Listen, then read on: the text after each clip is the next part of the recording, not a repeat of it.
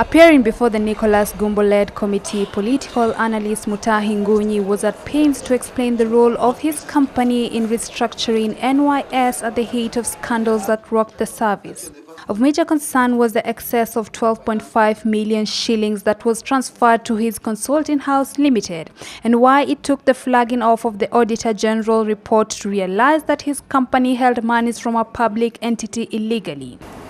That this money did not come from Evolution Ministry, then I think there is terrible problem or breakdown in your finance department. That is very strange for a private firm. In his defense, however, Mutahi claimed that his company had billed a client with an equivalent amount of money. Ngunyi further says the excess payments have already been wired back to NYS through the Central Bank of Kenya. My hunch is that they did this with the intention that I will keep the money. But my conscience will not allow me to do so.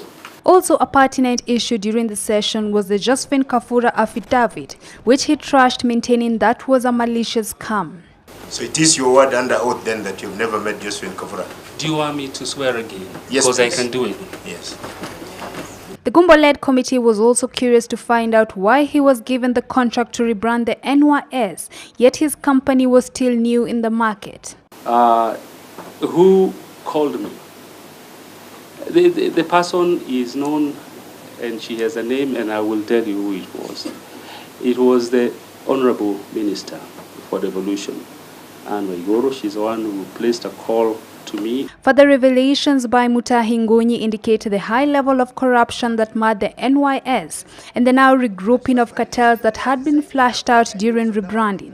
When you designed a grand vision and you thrust it into a weak system, wasn't the system then designed to fail ab initio? There was no goodwill internally, and I think that the vision was also maybe a little too advanced for implementation of the people who were there.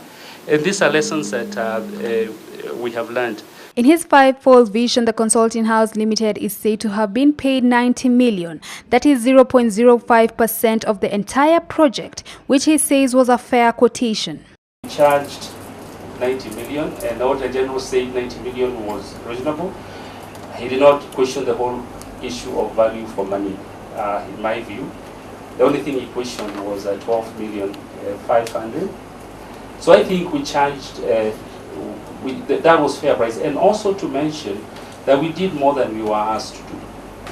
And we even worked for an extra almost 12 months over and above what we were asked to do. Mutahi Ngunyi is the latest to appear before the PAC committee to shed light on the NYS scandal. This comes barely a week after former radio presenter Angela Angwenyi appeared before the committee after her company Out of the Box Solutions was implicated in the saga. Dina Matengo, Ebru TV.